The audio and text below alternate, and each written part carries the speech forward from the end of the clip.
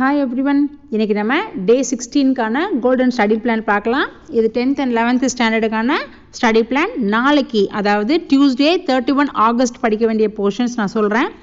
10th standard க்கு Tuesday வந்து social day. கரெக்ட்டா?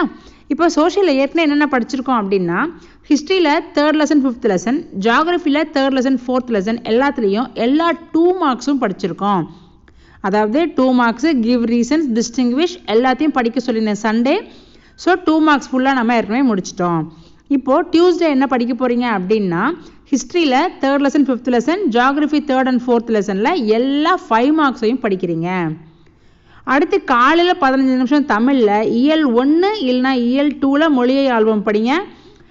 ஈவினிங் 15 மினிட்ஸ் பார்த்தீங்கன்னா இங்கிலீஷில் லெசன் 2ல் இருக்க கிராமர் படிங்க. ஸோ ஹிஸ்ட்ரி ஜியோகிராஃபியில் 5 மார்க்ஸ் முடிச்சிருங்க. முடிச்சுட்டு எனக்கு கம்ப்ளீட்டட் அப்படின்னு எனக்கு கமெண்ட் பண்ணுங்கள்.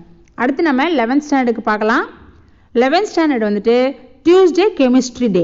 கரெக்டாக? கெமிஸ்ட்ரியில் ஏற்கனவே என்ன முடிச்சிருக்கோம் அப்படின்னா செகண்ட் சாப்டரில் 2.5 வரைக்கும் சண்டே முடிச்சிட்டோம். இப்போ அடுத்து என்ன படிக்க போகிறோம் அப்படின்னா 2.5.2, 2.6, 2.6.1, 2.6.2, 2.6.3, 2.6.4, 2.6.5 அவ்வளோதான்.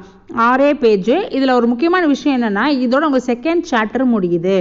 ஸோ 4 hours நம்ம 11th படிக்கணும். 4 ஹவர்ஸில் 6 பேஜ் படிக்கிறது பெரிய விஷயமே கிடையாது.